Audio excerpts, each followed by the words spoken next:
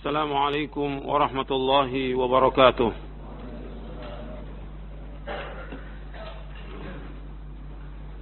إن الحمد لله نحمده ونستعينه ونستغفره ونعوذ بالله من شرور أنفسنا ومن سيئات أعمالنا. من يهده الله فلا مضل له ومن يضلل فلا هادي له. أشهد أن لا إله إلا الله وحده لا شريك له وأشهد أن محمدا عبده ورسوله. يا أيها الذين آمنوا اتقوا الله حق تقاته ولا تموتن إلا وأنتم مسلمون. يا أيها الناس اتقوا ربكم الذي خلقكم من نفس واحدة وخلق منها زوجها وبث منهما رجالا كثيرا ونساء واتقوا الله الذي تساءلون به والأرحام إن الله كان عليكم رقيبا. يا أيها الذين آمنوا اتقوا الله وقولوا قولا سديدا يصلح لكم أعمالكم ويغفر لكم ذنوبكم ومن يطع الله ورسوله فقد فاز فوزا عظيما. أما بعد فإن أصدق الحديث كتاب الله وخير الهدي هدي محمد صلى الله عليه وعلى آله وسلم وشر الأمور محدثاتها وكل محدثة بدعة وكل بدعة ضلالة وكل ضلالة في النار. Ayolah ikhwah, azakumullah, kepada seluruh kaum muslimin dan muslimat yang mudah-mudahan dirahmati oleh Allah Ta'ala. Alhamdulillah, kita bersyukur kepada Allah Subhanahu Wa Ta'ala atas segala nikmat yang Allah karuniakan kepada kita, nikmat Islam, nikmat iman, nikmat sehat, nikmat afiat, nikmat dijauhkan oleh Allah dari berbagai macam malapetaka. Nikmat diberikan hidayah di atas Islam dan sunnah. Nikmat diberikan hidayah taufik untuk selalu dan senantiasa menuntut ilmu syar'i. Ikhwani fi din, azakumullah, kepada seluruh kaum muslimin dan muslimat yang mudah-mudahan dirahmati oleh Allah Ta'ala. Alhamdulillah, kita bersyukur atas semua nikmat yang Allah karuniakan kepada kita, dan kita bersyukur kepada Allah diberikan hidayah di atas Islam dan sunnah. Hidayah ini wajib kita jaga dengan selalu dan senantiasa menuntut ilmu syar'i. Hidayah ini harus kita jaga dengan selalu dan senantiasa mengamalkan amal-amal saleh dari apa yang kita ketahui dari Al-Quran dan sunnah Nabi yang sahih. Kita wajib mengamalkannya seperti yang sudah saya sampaikan di awal bab yang kelima 2 pekan yang lalu. Saya jelaskan bahwa kita wajib menuntut ilmu. Setiap muslim, setiap muslimah wajib menuntut ilmu. Karena menuntut ilmu wajib. Nabi SAW bersabda, "Talabul ilmi faridatun ala kulli muslimin." Rasulullah SAW bersabda, "Talabul ilmi faridatun ala kulli muslimin." Menuntut ilmu itu wajib atas setiap muslim. Kalau menuntut ilmu wajib atas setiap muslim, maka termasuk muslimah. Dan ilmu yang disebutkan tentang kewajiban kita mencarinya, menuntutnya, mempelajarinya, yaitu ilmu syar'i. Kalau disebutkan tentang keutamaan ilmu dalam Al-Quran maupun dalam sunnah-sunnah Nabi yang sahih, maksudnya ilmu syar'i. Allah memuji orang-orang yang menuntut ilmu, dan Allah memuji orang-orang yang berilmu. Itu yang maksudnya ilmu syar'i. Allah menyebutkan tentang diangkatnya derajat dalam surah Al-Mujadilah surah 58 ayat 11, "Yarfa'illahu alladhina amanu minkum walladhina utul ilma darajat." Allah mengangkat orang-orang beriman di antara kalian dan orang-orang berilmu beberapa derajat. Jadi yang dimaksud dengan ilmu dan keutamaan ilmu, ilmu syar'i. Yang ini wajib, yang akan membawa manusia ke surga. Sebagaimana sabda Nabi SAW, "Wa man salaka tariqan yaltamisu fihi ilman, sahalallahu lahu bihi tariqan al-jannah." Barang siapa yang berjalan untuk menuntut ilmu syar'i, maka Allah mudahkan jalannya ke surga. Dan ilmu yang dipelajari dari ilmu syar'i ini, ya sumbernya Quran dan sunnah. Lihat lagi catatan antum, bahwa yang kita pelajari dari ilmu syar'i ini Quran dan sunnah, bukan yang lain. Berarti yang kita pelajari dalil, yang kita pelajari adalah hujjah. dasarnya Quran, dasarnya sunnah. Jadi yang diminta dalilnya, hujahnya. Dan kita dalam belajar agama ini harus ada dalil, harus ada hujah. Tidak boleh ikut-ikutan, tidak boleh ikut orang banyak. Dan kita nggak boleh mengikuti apa yang kita tidak tahu. Ini penting dalam kita beragama. Sebab Allah berfirman dalam surah Al-Isra di ayat 36, "Wala taqfu ma laysa laka bihi 'ilmun, inna as-sam'a wal basara wal fuada kullu ulaika kana anhu mas'ula." Jangan kamu ikut apa yang kamu tidak tahu, karena sungguhnya pendengaran, mata dan hati akan ditanya oleh Allah. Jadi ilmu yang dimaksud ilmu syar'i dan sumbernya Al-Quran dan Sunnah. Dan harus dipahami dengan pemahaman para sahabat. Kemudian setelah kita talabul ilmi, ada kewajiban kita untuk mengamalkan. Harus kita mengamalkan. Sebab tidak ada manfaat ilmu tanpa amal. Makanya ilmu ini harus diamalkan.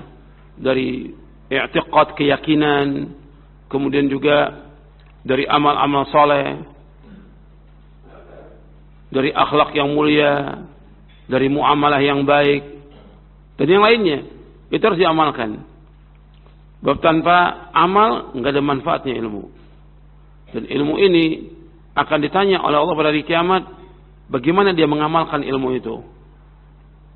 Seperti yang sudah pernah saya sampaikan, bahwa nanti di hari kiamat Allah akan tanyakan yang pertama tentang umur dihabiskan untuk apa. Yang kedua tentang ilmu diamalkan atau tidak. Yang ketiga tentang harta, dari mana diperoleh dan kemana dihabiskan. Dan yang keempat, capek lelahnya dia untuk apa.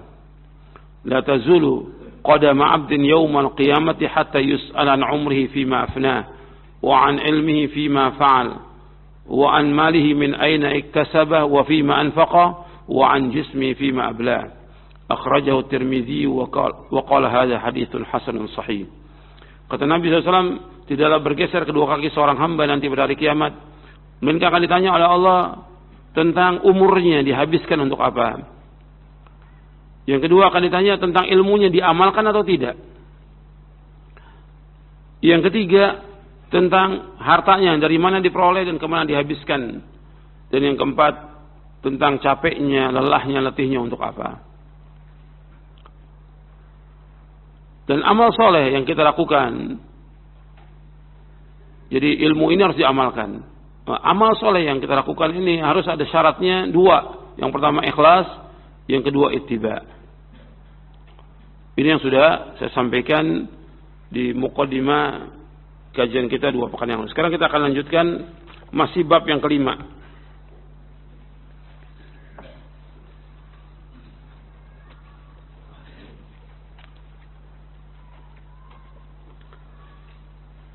Jadi kalau 2 pekan yang lalu itu saya jelaskan tentang yang pertama al-ilmu, yang kedua al-fahmu, yang ketiga al-i'tiqad, yang keempat al-inqiyad, yang kelima al-amalus saleh. Nanti antum lihat catatan antum lagi bahwa yang pertama kita kaji ini adalah Quran dan Sunnah. Jadi ilmu dasarnya Quran dan Sunnah. Kemudian yang kedua harus paham dari Quran dan Sunnah itu dengan pemahaman yang benar. Sebab tonggak agama dibangun di atas 2. Yang pertama keikhlasan, yang kedua pemahaman yang benar. Yang ketiga i'tiqad, kita harus meyakini dalil dari Quran dan Sunnah ini dengan keyakinan yang benar.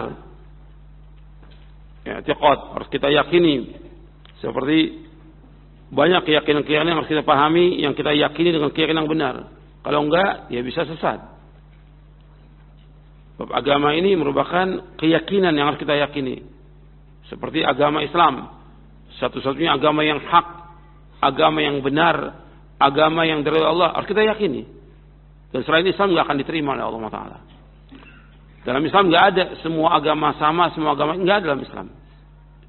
Dalam Islam yang ada bahwa satu-satunya agama yang hak adalah agama Islam sesuai dengan nas Al-Quran. Inna ad-dina 'indallahil Islam. Sesungguhnya agama yang diridhai Allah agama Islam. Ini keyakinan. Dan banyak keyakinan yang ini yang kita bahas di dalam buku Syarah Aqidah Ahlussunnah ini tentang i'tiqad, keyakinan Ahlussunnah wal Jamaah. Keyakinan kita dalam kita beragama Islam ini. Kemudian yang keempat al-inqiyad, artinya kita tunduk, patuh, taat.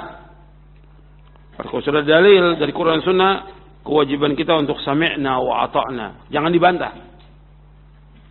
Kalau sudah datang dalil, datang hujjah, kewajiban orang beriman sami'na wa ata'na. Dan dalil ayat-ayatnya sudah saya sampaikan pada pekan yang lalu di dalam surah An-Nisa ayat 59, surah An-Nisa ayat 65, surah An-Nisa ayat 80, surah An-Nur ayat 51, surah Al-Ahzab ayat 36, itu sudah saya sampaikan pada pekan yang lalu. Kemudian setelah itu al-amalus saleh. Al-amalus saleh sudah saya jelaskan tadi, yaitu al-ikhlas dan ittiba. Pada pekan yang lalu kita membahas tentang hadis Irbad bin Sariyah. Dan ini sudah kita bahas, hadis Irbad bin Sariyah ada berapa poin itu? Ada berapa poin? Ada 8 poin yang sudah kita bahas dari hadis Irbad bin Sariyah.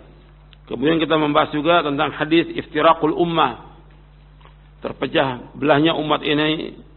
Dan ini hadis sahih yang Nabi menyebutkan bahwa umat Islam akan terpecah menjadi 73 golongan. 72 masuk neraka, 1 yang masuk surga. Nabi menyebutkan dengan al-jamaah. Al-jamaah yang dimaksud, kata Nabi SAW, kulluhum finnar illa millatan wahida ma ana alaihi wa ashabi. Semuanya masuk neraka kecuali 1, yaitu apa yang aku laksanakan dan para sahabatku laksanakan. Dan hadis ini hasan. Kalimat ma'ana alaihi wa ashabi, hadis ini hasan diriwayatkan Imam Tirmidzi dan Hakim dari sahabat Abdullah bin Amr. Kemudian saya bawakan juga penjelasan Abdullah bin Mas'ud radhiyallahu an tentang wajibnya kita mengikuti jejak para sahabat. Karena agama Islam sudah sempurna. Ittabi'u wa la tabtadi'u faqad kufitum wa kullu bid'atin dhalalah. Adalah kalian mengikuti jejaknya para sahabat. Jangan mengadakan sesuatu yang baru dalam agama. Sungguh kalian sudah dicukupkan dengan agama Islam ini. Agama Islam sudah sempurna. Wa kullu bid'atin dhalalah, dan setiap bid'ah adalah sesat. Ini diriwayatkan oleh Imam Ad-Darimi dan Al-Lalikai dalam Syarah Ushul I'tiqad Ahlussunnah wal Jamaah. Kemudian saya bawakan juga perkataan Abdul Mas'ud di halaman 110. Di buku ini saya sudah jelaskan di antara kelebihan para sahabat Nabi SAW sebagaimana penjelasan Abdullah bin Mas'ud radhiyallahu an. Kalau kita mau mengikuti jejak dalam kita beragama ini, ikuti jejaknya para sahabat. Man kana minkum muta'assiyan falyata'assa bi ashabi Muhammadin sallallahu alaihi wasallam fa innahum kanu abarra hadhihi al-ummati quluban wa a'maqaha 'ilman wa aqallaha takallufan wa aqwama hadiyan wa ahsana halan qauman ikhtarahumullah li suhbati nabiyhi fa'rifu lahum fadlahum wattabi'uhum fi atharihim fa innahum kanu 'alal hudal mustaqim. Kata Ibnu Mas'ud radhiyallahu an, barang siapa yang ingin meneladani, hendaklah ia meneladani para sahabat Rasulullah SAW. Kenapa kita harus mengikuti jejak para sahabat? Abdul Mas'ud menjelaskan di sini. Yang pertama, para sahabat itu adalah orang yang paling baik hatinya. Dan Allah redha dengan para sahabat. Allah yang Maha tahu tentang hatinya para sahabat radhiyallahu anhum ajma'in. Yang kedua, orang yang dalam ilmunya. Dan Allah menyebutkan bahwa para sahabat orang berilmu. Saya bawakan 2 ayat pada pekan yang lalu. Surah apa itu? Surah Sabah ayat 6, yang kedua surah Muhammad ayat 16. Jadi para sahabat orang yang paling dalam ilmunya dari semua manusia. Jadi yang kedua diberikan alasan kenapa kita wajib mengikuti jejak para sahabat. Yang pertama, mereka orang yang baik hatinya. Yang kedua, orang yang paling dalam ilmu. Yang ketiga adalah orang yang sedikit bebannya. Mereka sedikit bebannya. Artinya mereka kalau ditanya satu masalah agama yang mereka bisa jawab, mereka jawab. Yang tidak, mereka nggak jawab. Sedikit bebannya. Pernah sahabat Badar dan sahabat Badar semuanya dijamin masuk surga, semuanya nggak akan disentuh oleh api neraka sama sekali. Sahabat Badar itu ada 120 sahabat Badar ditanya tentang ilmu, yang satu menyerahkan kepada yang lain sampai kembali lagi. Jadi mereka itu kalau ditanya soal masalah agama diserahkan kepada yang lain sudah jawab. Mereka tidak takalluf, tidak memberat-beratkan diri. Itu dalam masalah agama. Dalam masalah dunia, begitu juga para sahabat. Tidak takalluf. Mereka mampu, mereka beli. Mereka nggak mampu, ya udah. Tidak menumpuk utang. Kan banyak sekarang ini orang takalluf. Para sahabat itu orang-orang yang tidak takalluf. Makanya dikatakan oleh Umar bin Khattab radhiyallahu an dalam hadis yang sahih, nuhina 'ani takalluf. Kami dilarang oleh Rasulullah dari takalluf. Enggak boleh takalluf. Memberat-beratkan diri enggak boleh. Dalam masalah agama kita wajib melaksanakan apa yang Allah perintahkan, menjauhkan apa yang Allah larang, dan ketika kita ditanya satu masalah agama yang bisa kita jawab, yang tidak enggak ada masalah. Dan Nabi sendiri sallallahu alaihi wasallam ketika Nabi enggak tahu ditanya tentang satu masalah agama, Nabi diam. Sampai turun wahyu. Itu Rasulullah SAW. Seperti Nabi ketika ditanya tentang ruh, Nabi diam. Sampai Allah turunkan ayat. Dan banyak yang seperti itu. Makanya ulama salaf, syiarnya mereka, la adri. Syiarnya ulama salaf itu dalam masalah ilmu, la adri. Saya tidak tahu. Maka dikatakan bahwa la adri nisful ilm. Bahwa mengatakan saya tidak tahu itu separuh dari agama. Kemudian yang keempat wa aqwama hadiyan. Bahwa para sahabat itu orang yang paling lurus petunjuknya. Ya jelas kalau mereka yang dibina, dibimbing, ditarbiyah oleh Rasulullah SAW. Lurus dalam beragama, tidak bengkok. Lurus dalam mereka beragama ini. Makanya nanti di akhirnya disebutkan bahwa mereka itu di atas jalan yang lurus. Para sahabat adalah orang-orang yang lurus petunjuknya. Kemudian yang kelima, wa ahsana halan. Orang yang paling baik keadaannya. Keadaan mereka paling baik dalam kehidupan ini. Kalau kita lihat kehidupan mereka paling baik. Dalam ibadah paling baik mereka. Dalam rumah tangga mereka paling baik. Dalam muamalah mereka paling baik. Dalam masalah akhlak mereka paling baik. Para sahabat. Dalam berjihad mereka yang paling baik. Semua paling baik. Keadaan para sahabat radhiyallahu anhum ajma'in. Makanya Allah memuji mereka dan Allah masukkan mereka ke surga karena keadaan mereka paling baik. Kehidupan mereka sederhana. Mereka ketika senang mereka bersyukur kepada Allah, ketika mereka susah mereka bersabar. Semua dilaksanakan ibadah itu kepada Allah Subhanahu wa taala. Dan ketergantungan mereka kepada Allah sangat kuat. Cinta mereka, harap mereka, takut mereka luar biasa para sahabat radhiyallahu anhum ajma'in. Kemudian selanjutnya dikatakan oleh Mas'ud radhiyallahu an bahwa mereka ada satu kaum yang Allah pilih untuk menemani nabinya. Artinya ini pilihan Allah. Allah memilih bahwa para sahabat menemani Nabi sallallahu alaihi wasallam untuk membela agamanya,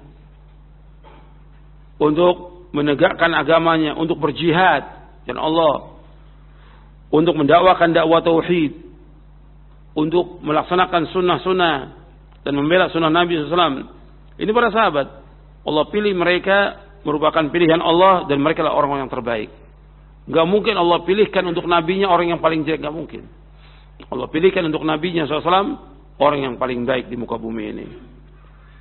Makanya selanjutnya dikatakan fa'rifu lahum fadlahum. Anda akan kenal tentang keutamaan mereka. Dan ini ada tentang fadailus sahabah.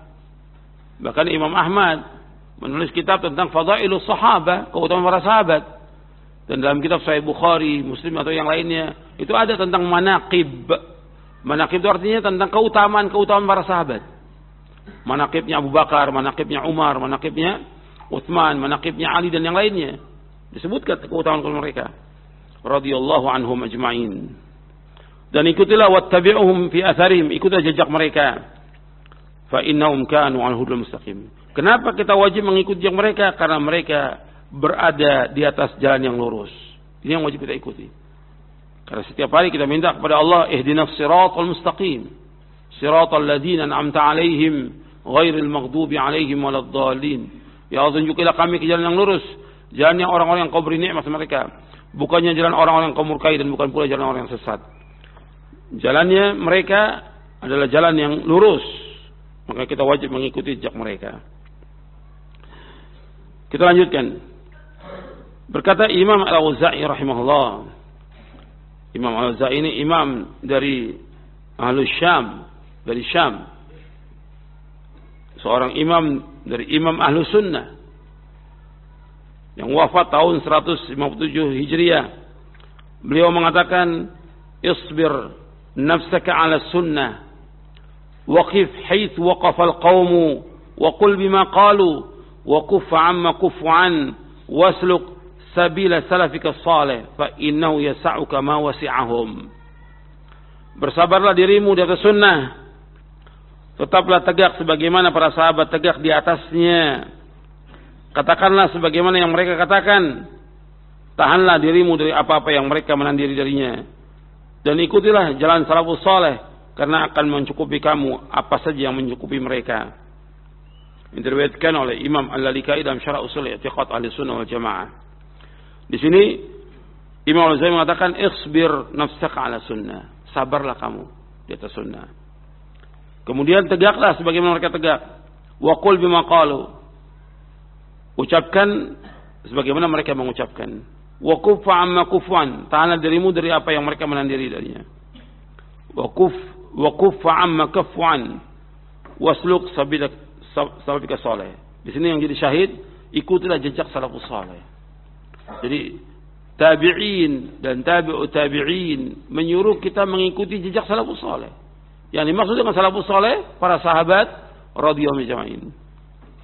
Karena mencukupi kamu apa yang mencukupi mereka. Di sini disebutkan disuruh sabar di atas sunnah ini. Artinya untuk berpegang di atas sunnah ini cobaannya banyak. Ujiannya banyak, tantangannya banyak, celaannya juga banyak. Makanya kita harus sabar di atas sunnah Nabi Sallallahu Alaihi Wasallam, mengikuti jejaknya Rasulullah dan para sahabatnya radhiyallahu anhum. Kita harus sabar. Kemudian tegaklah kamu sebagaimana mereka tegak. Waqif haitsu waqafal qaum. Wa qul bima qalu. Ucapkan apa yang mereka ucapkan. Berarti katakan apa yang mereka katakan. Berkaitan tentang akidah, berkaitan tentang tauhid, berkaitan tentang asma wa sifat, katakan seperti yang katakan. Wa kuffa 'amma kafwan, dan tahan dirimu sebagaimana mereka menahan dirinya. Artinya tahan diri kamu dari apa yang mereka menahan. Mereka enggak pernah bertanya tentang masalah sifat Allah, bagaimana sifat Allah? Enggak pernah ada. Enggak pernah ada seorang sahabat pun bertanya bagaimana sifat Allah itu. Enggak pernah ada. Makanya ketika Imam Malik ditanya tentang masalah kaifiyat, dia Imam Malik. Ketika Imam Malik membawakan ayat Ar-Rahmanu 'ala arsy istawa, bahwa Allah bersemayam di atas arsy, artinya Allah istiwa di atas arsy. Kemudian ada yang bertanya, kaifal istiwa? Bagaimana istiwa? Dia Imam Malik. Lama sampai keluar keringat Imam Malik. Karena belum pernah ada orang bertanya. Akhirnya dijawab oleh Malik, al-istiwa'u ma'lumun wal kaif majhulun wal imanu bihi wajib was su'alu anhu bid'ah. Jadi istiwa maklum, Allah istiwa di atas. Wal kaif majhul, Sedangkan kaifiatnya, bagaimana Allah istiwa, nggak ada yang tahu. Tidak ada yang tahu.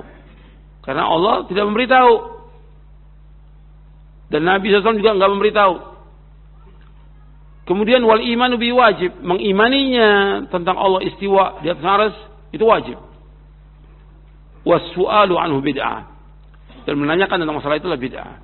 Jadi nggak boleh orang menanyakan masalah itu atau memikirkan masalah itu.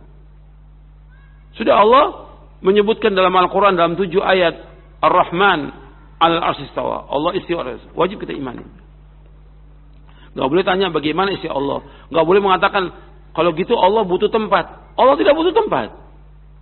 Kenapa harus tambah dengan kalimat Allah butuh tempat? Tidak. Allah istiwa, ya sudah imani. Bahwa Allah berada di atas langit yang ketujuh, di atas arsy. Wajib kita imani. Ketika Nabi Muhammad SAW menyebutkan sallallahu alaihi wasallam, yanzilu rabbuna ila sama'i dunya hina yabqa thuluthul lail akhir. Allah turun ke langit dunia ketika tinggal sepertiga malam yang akhir. Wajib kita imani bahwa Allah turun ke langit dunia. Hadis ini sahih dari Bukhari, Muslim dan yang lainnya. Nabi nggak pernah menjelaskan bagaimana turunnya Allah. Kewajiban kita mengimani. Ini dasarnya dalam masalah akidah ini iman. Kita sebagai seorang mukmin itu wajib mengimani. Allah turun ke langit dunia, wajib. Nggak boleh kita tanyakan, kan dunia ini malamnya berbeda-beda, berarti Allah turun setiap saat.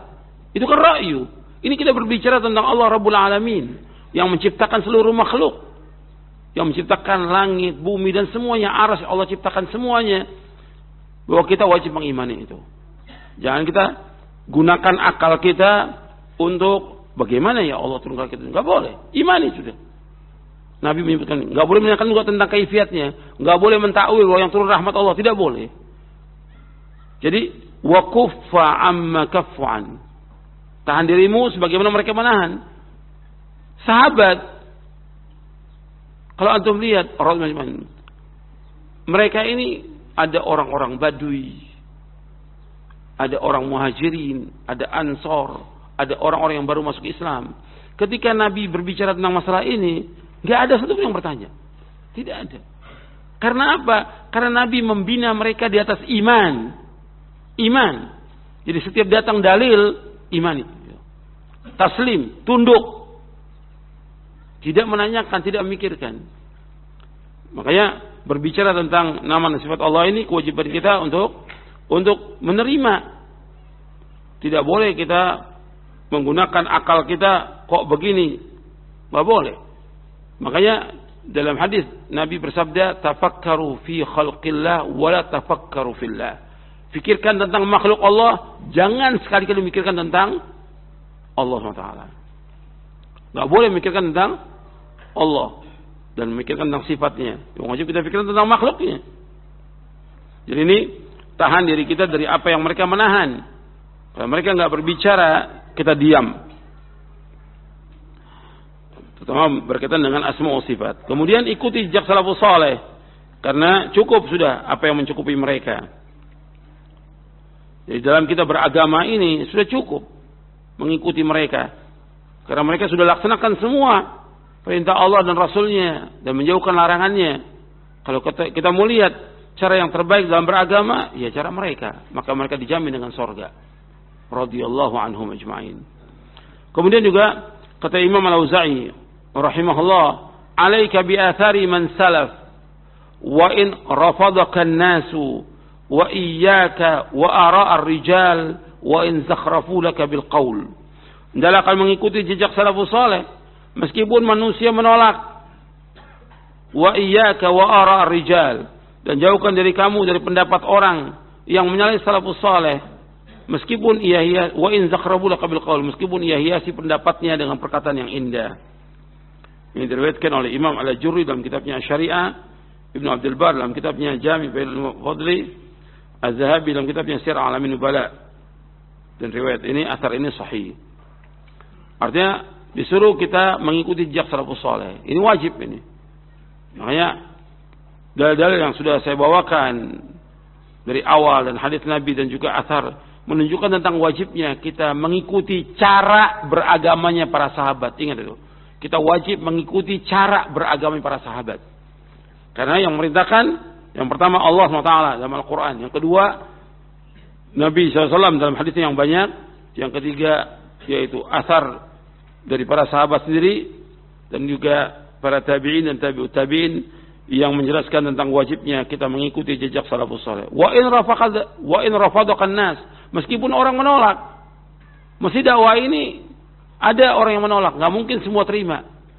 Sebagaimana para anbiya wa rasul alaihi wasallam, para nabi, mereka juga para nabi itu ditolak dakwanya. Enggak semuanya itu mengikuti dakwah nabi. Ada yang menerima, ada yang menolak. Itu enggak usah dibagikan. Diam, dengarkan. Jadi Nabi SAW, wa in rafadakan nas, meskipun ditolak oleh manusia. Meskipun ditolak oleh manusia. Artinya manusia menolak dakwah kita, itu dia sunatullah. Sunatullah. Jadi kita harus ingat itu. Ya memang kadang-kadang ada kesedihan, kekesalan dan yang lainnya. Tapi ini dakwah.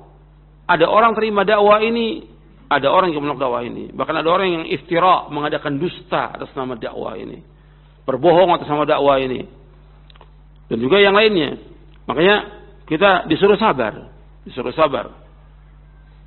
Jadi tetap wajib mengikuti jejak salafus saleh meskipun ditolak oleh manusia. Yang pertama kali menolak dakwah kita, ya keluarga. Sanak famili. Kemudian tetangga-tetangga dan yang lainnya. Tapi tetap dakwah ini harus jalan. Dakwah ini harus sampai kepada manusia. Kemudian kata Imam Al-Auza'i, wa iyyaka wa ara rijal.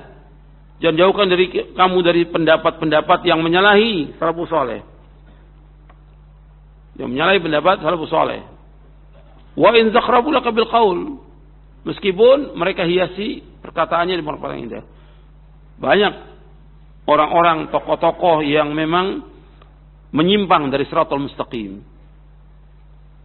Apakah dia tokoh-tokoh dari firqah-firqah yang sesat, dari tokoh-tokoh filsafat, dari ilmu kalam dan yang lainnya. Banyak. Mereka menghiasi perkataannya dengan perkataan yang indah. Kita jangan ikut. Mereka nggak punya hujjah sama sekali, nggak punya dalil sama sekali. Yang kita ikut jejak salafus saleh yang dasarnya Quran dan Sunnah. Kemudian kata Muhammad bin Sirin rahimahullah yang wafat tahun 110 Hijriah. Dia berkata, kanu yaquluna idza kana ar-rajulu 'ala al-athar fa huwa 'ala at-tariq. Mereka para sahabat mengatakan jika ada seorang berada di atas athar, di atas sunnah, maka sungguhnya ia berada di atas jalan yang lurus. Jadi kalau kita mengikuti Al-Quran dan Sunnah menurut pemahaman para sahabat, maka dia berada di atas jalan yang lurus. Ini yang kita cari. Kita harus berjalan di atas jalan yang lurus. Di Shiratal Mustaqim itu yang kita minta 17 kali setiap hari. Karena kita akan masuk surga. Ini riwayat diriwayatkan Imam Darimi, Ibnu Battah dalam kitabnya Al-Ibana an Syari'atil Firqatin Najiyah dan Al-Alika dalam Syara' Usul I'tiqad Ahlussunnah wal Jamaah.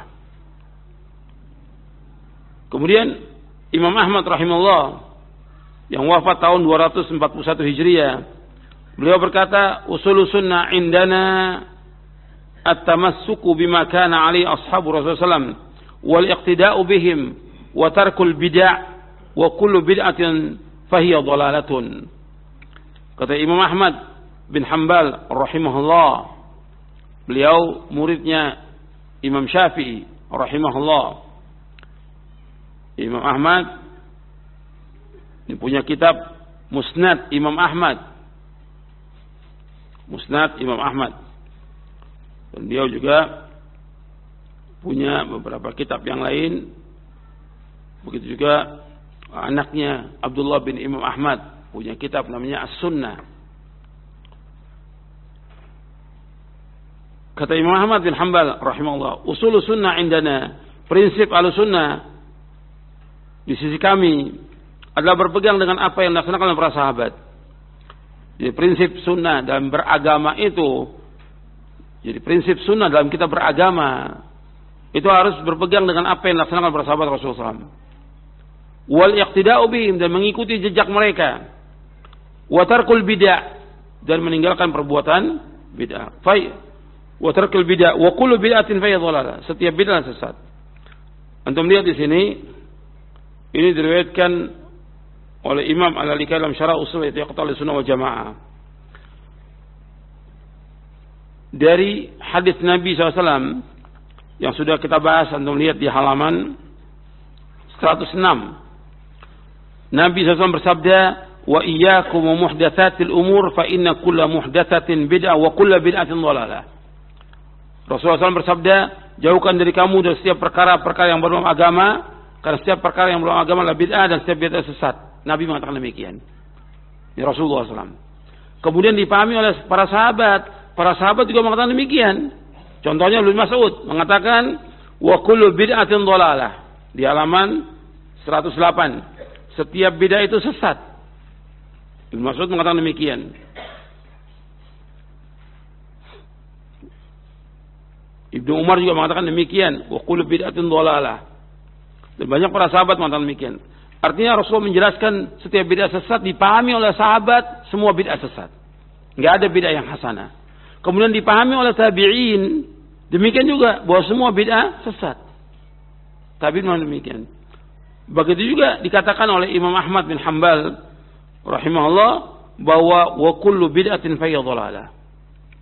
Setiap bid'ah sesat. Enggak ada bid'ah yang hasanah. Arti pemahaman ini yang harus kita pegang. Dan mereka adalah orang yang paling fasih dalam berbahasa Arab daripada orang-orang sesudahnya. Rasulullah bicara dengan bahasa Arab yang fasih. Enggak ada kalimat kullu bid'atin dhalalah itu artinya sebagian bid'ah yang sesat, sebagian lagi tidak sesat. Kalimat kullu menunjukkan kepada semua bid'ah sesat. Ini Rasulullah bersabda dengan bahasa Arab yang fasih. Dipahami oleh para sahabat demikian, dipahami oleh tabi'in demikian, dipahami oleh tabi'in demikian, dipahami oleh para imam demikian. Atau Imam Hanafi, Maliki, Syafi'i, Hanbali memahami demikian.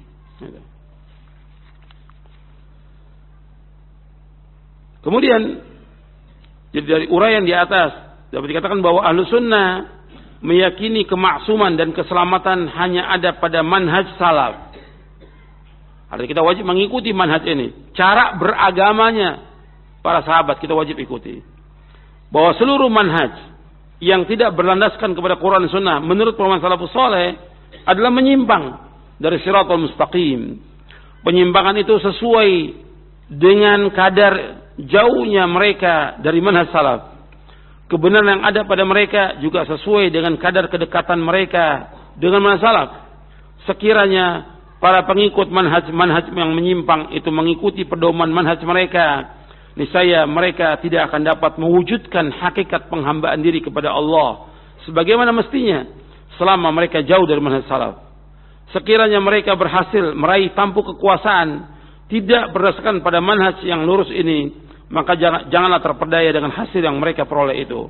Karena kekuasaan hakiki yang dijanjikan oleh Allah, kekuasaan yang hakiki yang dijanjikan oleh Rasulullah SAW hanyalah bagi orang-orang yang berada di atas manhaj salaf ini. Janganlah kita merasa terasing karena sedikitnya orang-orang mengikuti kebenaran, dan jangan pula kita terpedaya karena banyaknya orang-orang yang tersesat. Ahlussunnah meyakini bahwa generasi akhir umat ini hanya akan menjadi baik dengan apa yang menjadikan baik generasi awalnya. Alangkah meruginya orang-orang yang terpedaya dengan manhaj atau metode baru yang menyelisih syariat dan menetapkan jerih payah salafus saleh. Manhaj atau metode yang baru itu semestinya dilihat dengan kacamata syariat, bukan sebaliknya. Apa aja yang datang yang baru dari segala macam metode dalam beragama ini harus ukurannya kepada mengikuti bagaimana sesuai enggak dengan manhaj para sahabat. Kalau enggak sesuai ditolak semuanya itu. Ketika mereka mengikuti manhaj-manhaj yang ada, firqah-firqah yang ada, pemahaman-pemahaman yang ada yang baru, itu mesti mereka tidak akan bisa mewujudkan ibadah kepada Allah. Karena apa? Karena menyimpang. Tapi ketika mereka kembali kepada para sahabat, maka akan mereka bisa wujudkan ibadah kepada Allah SWT. Karena orang yang paling pertama kali melaksanakan ibadah kepada Allah dengan sempurna, para sahabat radhiyallahu anhum. Yang pertama kali melaksanakan agama dengan benar, para sahabat Rasulullah. Maka diwajibkan oleh Allah Azza wa Jalla, oleh Rasulullah SAW, dan para sahabat wajib mengikuti jejak mereka. Maka dikatakan oleh Fudail bin Iyad rahimahullah, ittabi' turuqal huda wa la yadurruka qillatus salikin wa iyyaka wa turuqad dhalalah wa la taghtar bi kathratil halikin. Ikutilah jalan-jalan petunjuk, yaitu jalan-jalan sunnah. Tidak membahayakan kamu sedikitnya orang yang menempuh jalan tersebut. Jauhkan dirimu dari jalan-jalan kesesatan, dan janganlah engkau tertipu dengan banyaknya orang-orang yang menempuh jalan kebinasaan. Ini diriwayatkan oleh Imam Asy-Syatibi dalam kitabnya Al-I'tisam. Jadi ikuti jalan petunjuk. Tidak membahayakan kamu sedikit orang yang menempuhnya. Jadi orang yang menempuh jalan petunjuk ini sedikit. Yang sesat banyak. Wa iyyaka wa turuqad dhalalah. Jauhkan dari kamu dari jalan kesesatan. Wa la taghtar bi kathratil halikin. Dan jangan kalian terpedaya dengan banyaknya orang yang binasa. Karena dalam kita beragama bukan ikut orang banyak. Yang dalam kita beragama ikuti Al-Quran dan Sunnah. Orang banyak bukan ukuran kebenaran. Karena Allah berfirman di dalam surah Al-An'am di ayat 116, wa in tuti' aktsara man fil ardi yudilluka an sabilillah yattabi'una illa dhanna wa inhum illa yakhrusun. Seandainya kamu mengikuti kebanyakan manusia di muka bumi, niscaya mereka akan menyesatkan dari Allah. Yattabi'una illa dhanna. Sesungguhnya mereka tidak ikut kecuali hanya sangka-sangka. Wa inhum illa yakhrusun. Dan mereka berdosa sama Allah. Tentang sedikitnya orang mengikuti sunnah, antum lihat di halaman 37 dalam buku ini.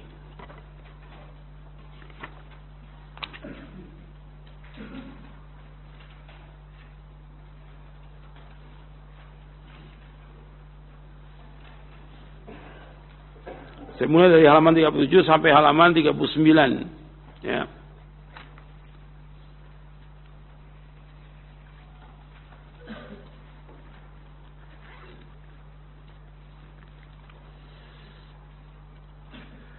Dijelaskan oleh Imam Abu Shammah Asy-Syafi'i yang wafat tahun 665 Hijriah. Kata beliau berkata begini, perintah untuk berpegang kepada jamaah maksudnya adalah berpegang kepada kebenaran serta mengikuti kebenaran. Ini penjelasan tentang Ahlus Sunnah wal Jamaah. Ahlus Sunnah orang mengikuti sunnah Nabi dan jamaah mengikuti para sahabat. Tapi jamaah juga bisa berarti tentang kebenaran. Jadi kita wajib mengikuti kebenaran. Meskipun yang melaksanakan sunnah itu sedikit.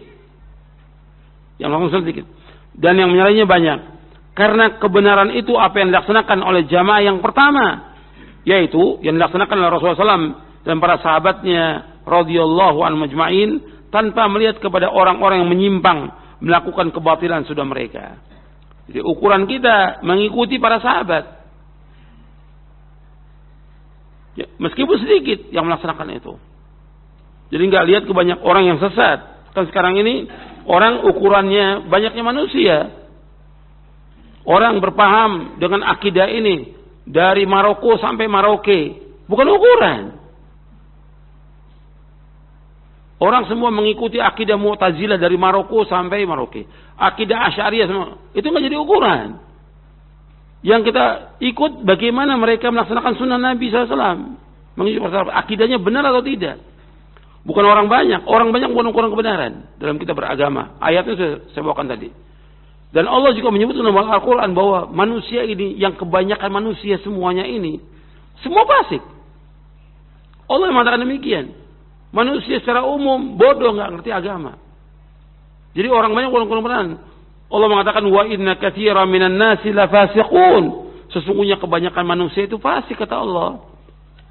Fasik artinya berbuat dosa, berbuat maksiat. Fasik artinya orang-orang yang melanggar dari syariat, menyimpang dari agama.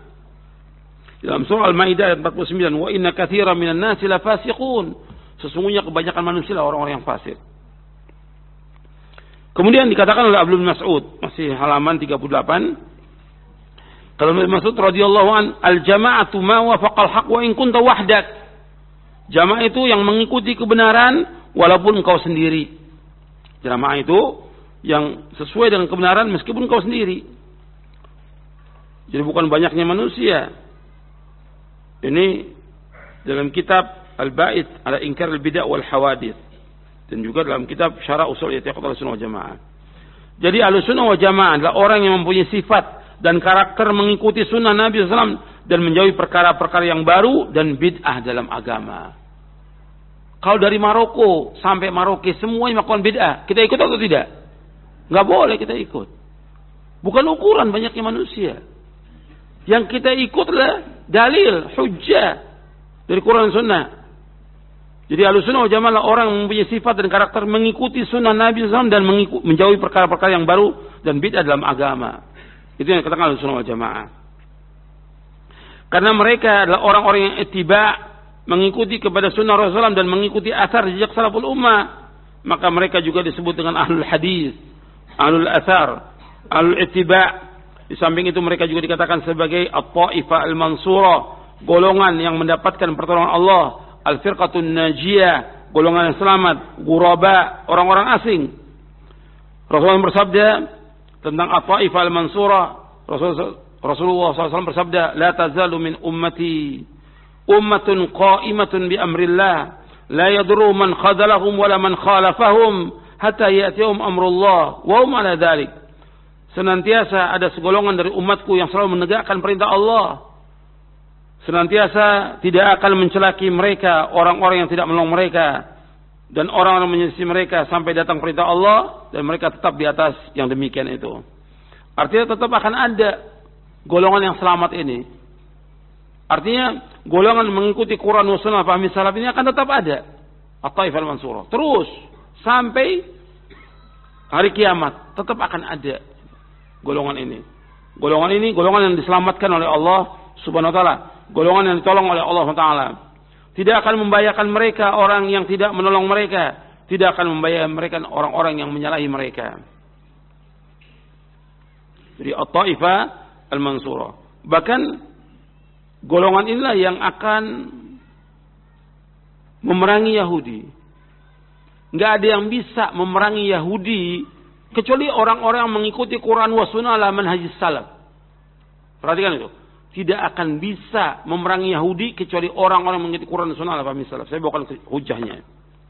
Di buku Mulia dengan manhaj salaf saya jelaskan di sini. Ini penting untuk kita pahami karena Nabi menyebutkan tentang masalah ini di dalam hadisnya yang sahih. Jadi memerangi Yahudi di akhir zaman tidak akan dilakukan kecuali oleh para sahabat. Sahabat sudah meninggal. Nah, bagaimana Rasulullah menyebutkan khitabnya khitab para sahabat? La tuqatilunna al-yahuda fala taqtulannahum hatta yaqula al-hajaru ya muslim hadha yahudi fata'al faqtulhu. Kata Nabi, la tuqatilunna al-yahuda fala taqtulunnahum hatta yaqul hajar ya muslim hadha yahudi fata'al faqtulhu. Kalian pasti, kalian yang khitabnya kepada sahabat, kalian pasti akan memerangi Yahudi. Sungguh kalian akan membunuh mereka sampai batu berkata, wahai muslim, ini orang Yahudi, kemari dan bunuhlah dia. Ini hadis sahih riwayat Bukhari Muslim dari sahabat Ibnu Umar radhiyallahu anhuma dan juga dari sahabat Abu Hurairah diriwayatkan oleh Imam Bukhari Muslim. Anda lihat di sini. Kalimat ini sungguh-sungguh kamu akan memerangi Yahudi. Sungguh.